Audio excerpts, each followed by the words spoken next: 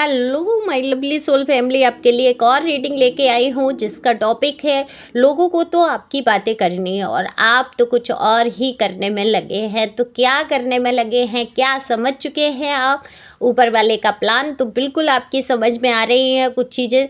सारी चीज़ों का खुलासा करेंगे आपके बारे में, बहुत सारी यहाँ चर्चाएं होंगी। लोग क्या सोचते समझते हैं वो भी चर्चाएं करते हैं। ये जनरल रीडिंग है, रेजोनेट हो भी सकती है, नहीं भी। जितना आपसे रेजोनेट होती है उतना आपके लिए। जब आप पहली बार सब आते हैं चैनल पे, सब्सक्राइब करते हैं, कमेंट्स बॉक्स में अपनी एनर्जी छोड़ते हैं, यानी कि कमेंट्स करते हैं, तो आपकी बहुत सारी एनर्जी मुझ तक आती है और रीडिंग आपसे रेजोनेट हो पाती है। तो ईश्वर का ध्यान करते हुए यहाँ पर रीडिंग सुनेंगे। ओपन माइंड से मेल फीमेल जो भी आप देख रहे हैं अपने हिसाब से सुन सकते हैं। एनर्जी का कोई जेंडर नहीं होता है। दिए हुए नंबर पे संपर्क कर सकते हैं पर्सनल रीडिंग के लिए। पर्सनल रीडिंग फ्री नहीं है, व्हाट्सएप पर ही संपर्क करेंगे, व्हाट्सएप नंबर है। तो चलते हैं रीडिंग पे। और इस बात पे एक लाइक तो बनता ही बनता है कि ऊपर वाले का प्लान आपकी समझ में आज आ रहा है। तो क्या आ रहा है सब कुछ जानने की कोशिश करते हैं। देखो, आप बहुत सारी ऐसी एनर्जी में घिरे हुए हैं जिसमें आपको पास्ट की बातें अक्सर घेर लेती हैं। वो ट्रॉमा कह लीजिए, वो डर कह लीजिए, वो जो कुछ आपके ऊपर बीता वो अक्सर स्वप्न में दिखाई देना, लड़ाई झगड़े जो होते रहे आपके जीवन में, उनसे आप बाहर निकल के आए, तकलीफ़ों से आप बाहर निकल के आए।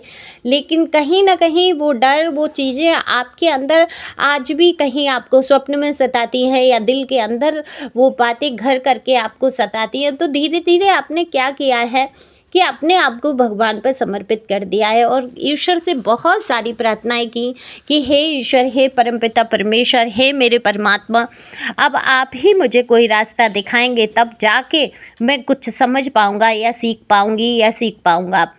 तो बहुत सारी प्रार्थनाएं आपकी यहाँ पर कबूल हुए हैं। और जो कुछ भी देखो, मनुष्य जो है काम करने में, कर्म करने में स्वतंत्र है, ये सभी जानते हैं। क्यों स्वतंत्र है? वैसे तो कहते हैं कि ईश्वर की बिना मर्जी के पत्ता नहीं हिलता, लेकिन ईश्वर ने आपको एक शरीर दिया, बुद्धि विवेक दी, आंखें देखने को, नाक सूंघने को, दिमाग सोचने विचारने को, है ना। और ये सारी चीज़ें आपकी जो भी इंद्रियां हैं वो सब किसी न किसी काम के लिए तो दी हैं आपकी। और उन ईश्वर चाहते थे कि आप इन सब का उपयोग करके अपना जीवन सरल और सुगम बना लें।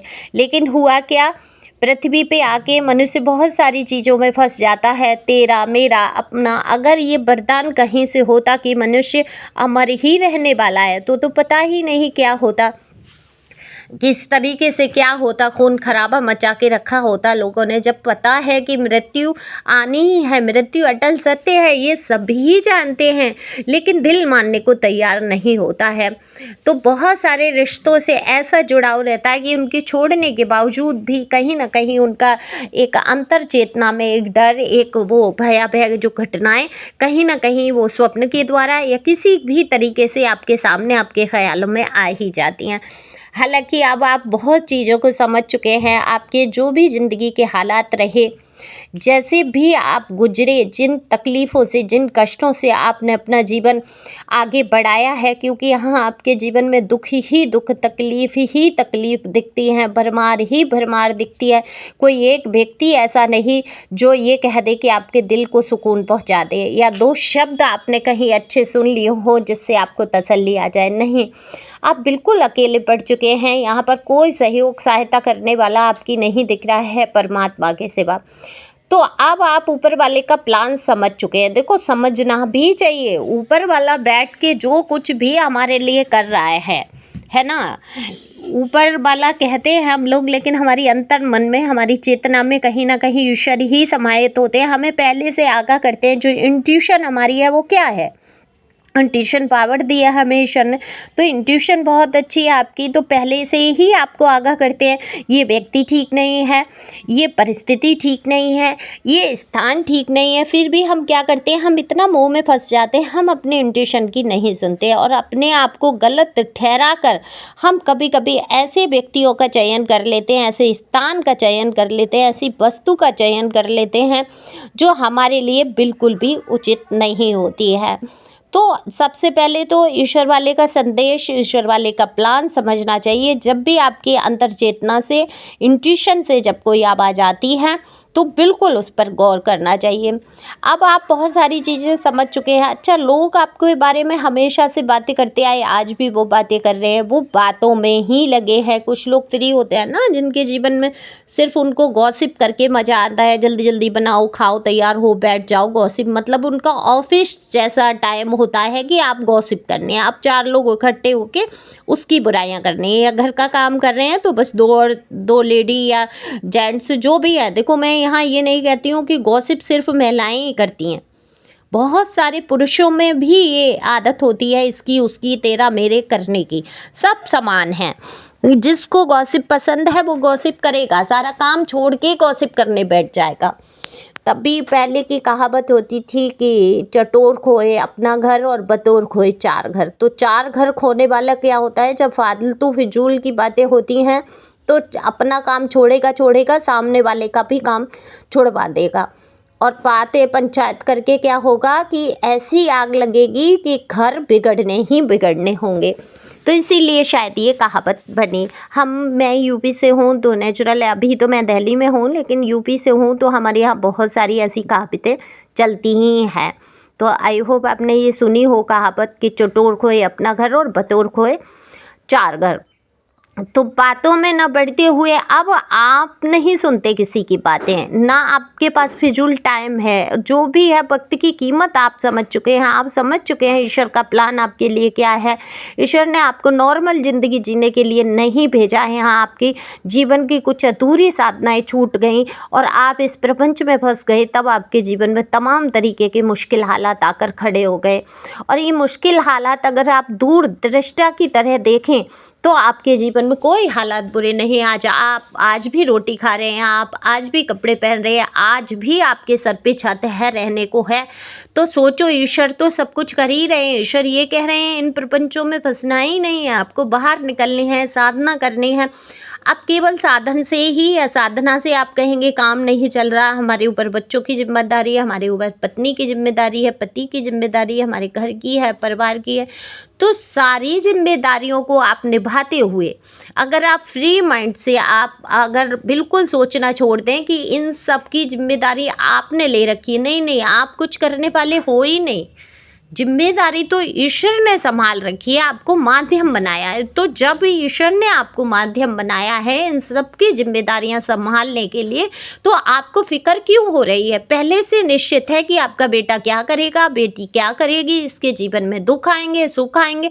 आप किसी तरीके से उनको टाल नहीं सकते। सिर्फ आपको यहाँ एक टीचर की तरह, एक आया की तरह, एक सब कुछ संभालने वाला की एक नियुक्त कर दिया। ईश्वर की तरफ से आपको नियुक्त किया गया, भाई इस इंसान की जिम्मेदारी ये है, आप इसको खिलाओ पिलाओ, इसको अच्छे संस्कार दो, फिक्र मत करो। फिक्र करने की बिल्कुल भी आपको टेंशन नहीं लेना है। आपका जितना कर्तव्य है आप करो। तभी तो बहुत सारे लोग सोचते हैं कि मेरे बच्चे मेरे अनुसार नहीं चल रहे, इनको ये करना है, वो करना है, इनकी जॉब ऐसी लग जाए, इनका वो हो जाए, ये पढ़ नहीं रही। ये सब अपना भाग्य लिखा के लाए हैं। आपके सोचने से, आपके टेंशन करने से कुछ भी नहीं होगा। तो ऊपर वाले का प्लान आपको समझना होगा। ज़िंदगी में जो कुछ भी होता है वो अच्छे के लिए होता है। ये सिर्फ बोलने भर के लिए या जिस टाइम बुरा हो रहा है उस टाइम कहने भर के लिए ये तसल्ली के शब्द नहीं हैं। ये बिल्कुल घटनाएं एक से एक कड़ी जोड़कर अगर आप देखें तो अब तक आपने देखा होगा जो भी घटनाएं आपके जीवन में घटित हुई, क्या उनसे आप आगे नहीं बढ़े? क्या पहले से आप और मजबूत नहीं हुए? क्या पहले से आपके अंदर समझदारी नहीं आई? क्या पहले से आप लोगों को और ज़्यादा नहीं समझने लगे? कितना बदलाव आपके अंदर आया? आप अपने बारे में सोचने लगे, अपने रखरखाव पर ध्यान देने लगे, आपने चिंता फिक्र उतना छोड़ दी। आपको पता चल चुका है कि ईश्वर परमात्मा ही सबके भले की सोचते हैं, वही कर सकते हैं। मेरे ऊपर तो सिर्फ भार है, इनका कर्तव्य मुझे सौंपा है। और इस नियति, मैं ये कहूँगी निमित्त के कारण मात्र आप माता पिता बने या आप पति पत्नी बने या जो भी है भाई बहन बने, तो जो कर्तव्य है, कर्म हैं, जो संस्कार हैं, वो हमें यहाँ पर निभाने हैं। अगर इस उम्मीद, इस सोच से अगर आप आगे चलते हैं तो आपको कहीं पर भी दिक्कत या दुख का सामना नहीं करना पड़ता है। जब आप अपेक्षा छोड़ देते हैं कि सामने वाला मेरी बात नहीं सुन रहा, सामने वाला ये नहीं कर रहा, सामने वाला मुझे समझ नहीं रहा, तो एक तरफा कितना भी कोई कुछ भी कह ले, कह मूर्खता की श्रेणी में उसको रखो। सामने वाला क्या बोल रहा है, भाई बोलो, भाई बोलते रहो, मुझे जो करना है करना है। एक हद से ऊपर जब चीज़ें चली जाएं तो आपको सहन करने की भी आवश्यकता नहीं है, आपको घुट के मरने की आवश्यकता नहीं है। तब हाथ पैर बुद्धि विवेक सब कुछ तो दिया है ईश्वर ने आपको, क्या नहीं कर सकते। लेकिन होता क्या है, कंफर्ट जोन में आ जाते हैं हम, अपने आप को दूसरे के अधीन कर देते हैं। तो भाई पराधीन सपनेऊ सुख नाहीं। तो पराधीन जिसके अंडर में आप रहेंगे, वो चाहे आपके माता पिता आपको रोटी खिलाएंगे तो वो अपना धौंस जताएंगे, पति पत्नी में से कोई खिलाएगा वो अपना जताएगा, जिसकी आप रोटी खाएंगे उसकी धौंस आप झेलेंगे। तो अपने बलबूते जिस दिन आप खड़े हो जाते हैं स्वाभिमान से, और आप कहाँ किसकी रोटी खा रहे हैं, आप तो फिर भी घर का काम कर रहे हैं, घर का काम नहीं कर रहे हैं, आप बाहर का काम कर रहे हैं, कुछ तो काम कर ही रहे हैं, है ना, तब आप खा रहे हैं। तो अपने स्वाभिमान को अंदर जगाते हुए आपको ईश्वर का ये प्लान बहुत कुछ समझ में आने लगा है। अब आपने ईश्वर पे चीज़ें समर्पित कर दी हैं। तो जो लोग आपको चिढ़ाना, भड़काना और चेताना चाहते थे बातें कर करके फिजूल की, अब आप पर कोई असर ही नहीं हो रहा, क्योंकि आपका तो प्लान कुछ और है। आपका प्लान है ऊपर वाले के प्लान के साथ चलना, नियति के साथ चलना और ये समझना कि मैं निमित्त मात्र कारण हूँ यहाँ पर, और मुझे ईश्वर की ही एकमात्र प्राप्ति के लिए यहाँ पहुँचाया है। मनुष्य जीवन बहुत ही कठिनाई से मिलता है, और ये अगर मुझे मिला है तो मैं जब जागो तब सवेरा। तो आज मैं जाग रहा हूँ, आज मैं समझ रहा हूँ कि ईश्वर परमात्मा आपकी मुझ पर बहुत बड़ी कृपा है। मेरे जीवन में कोई दुख नहीं है। मुझे जो भी काम कर्तव्य आपने सौंपे हैं, मैंने अपनी लगन से सब तरीके से करने की कोशिश की। अगर उसमें भी कोई प्रसन्न नहीं है तो मैं कुछ नहीं कर सकता या कर सकती। ये सोचते हुए आपको आगे बढ़ना है, और बिल्कुल आप समझ चुके हैं परमात्मा आपसे क्या चाहते हैं। बहुत सारी चीज़ें आपके सामने हैं, तो आप ईश्वर की भक्ति में लगे हैं और लोग आपकी बातें करने में जुटे हैं। तो ईश्वर का प्लान आपके लिए यही है कि आप सद्मार्ग पे चलें, शांति से जिएं, धैर्य रखें, और बिल्कुल भी परेशान होने की आपको आवश्यकता नहीं है, क्योंकि पूर्व में ही सारा कुछ निर्धारित है। तो अपना कर्म करते चलो, मेहनत से पीछे मत हटो, स्वाभिमान बना के रखना है, आगे बढ़ना है। Thank you for watching my channel. Thank you angel, thank you God, thank you प्यारे व्यूअर्स।